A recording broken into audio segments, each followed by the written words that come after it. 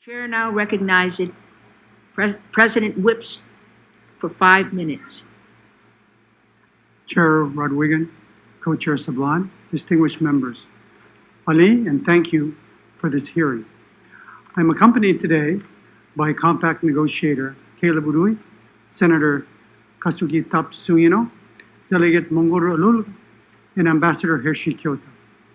The relationship between the United States and Palau began with the battles that decimated our islands and the final step to the Philippines. Palau was then governed by the U.S. with a commitment to the UN to make us self-governing. But the U.S. sought to preserve its strategic control from Hawaii to the Philippines with financial and domestic program assistance. Palauans wanted self-government, but admired and felt the deep kinship with the United States, and the solution was a free association. President Reagan, in urging acceptance, said, "You will always be family to us." Palau is the westernmost freely associated state. We have a landmass similar in size to Guam and an EEZ the size of Texas. We provide land needed for U.S. defense. The military says Palau is part, quote, of the homeland. And the U.S. has put its closest to Asia early warning radar in Palau. Yet, we are challenged economically.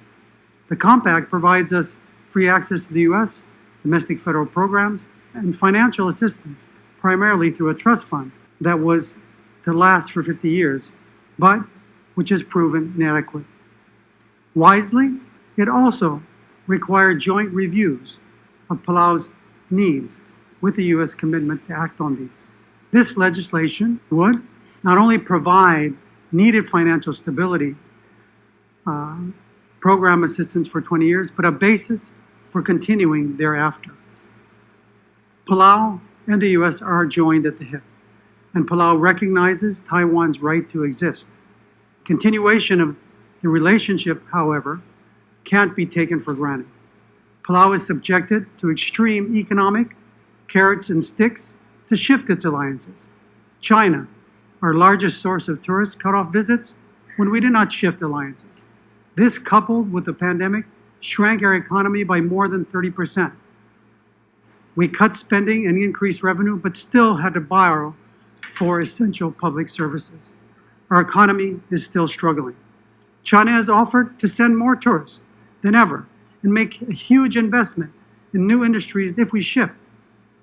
For the last 10 years, China has provided the largest amount of investment. The U.S. doesn't have a command economy, but this legislation is geared towards growing Palau's economy and building resilience, not only through its economic assistance, but through a robust joint economic advisory group and an annual economic consultations. There are, though, 3 additional measures to take.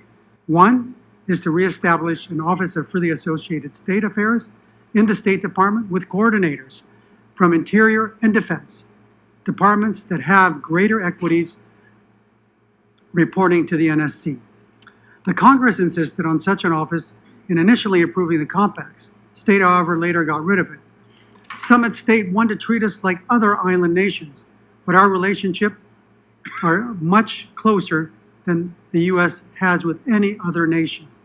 None let the U.S. exercise aspects of their sovereignty. None have U.S. domestic programs. The compact review succeeded only after we got Presidential Envoy Yoon, who could ensure attention from top decision makers and worked out fair solutions. But we need constant policy level attention. We are on the front line of competition, and not just because of the early warning radar makes us a target. Thus, my second request, that you urge the administration to complete the negotiation of the U.S. program agreements while Envoy Yoon is in office. And finally, I request the restoration of FEMA coverage. Other nations have done more to help us after typhoons. We are seeing FEMA helping Guam after Typhoon Mawar. Our familiar relationship was significantly undermined by the failure to implement the 2010 review agreement for 8 years due to internal U.S. political reasons. In the meantime, Palauans were being wooed by China. Enacting the legislation by the negotiated date, September 30th, is critical. Palau's Congress has ratified the agreement. I support it. As family and part of the homeland, I respectfully request you do too. Thank you for your consideration. Kopman Masula.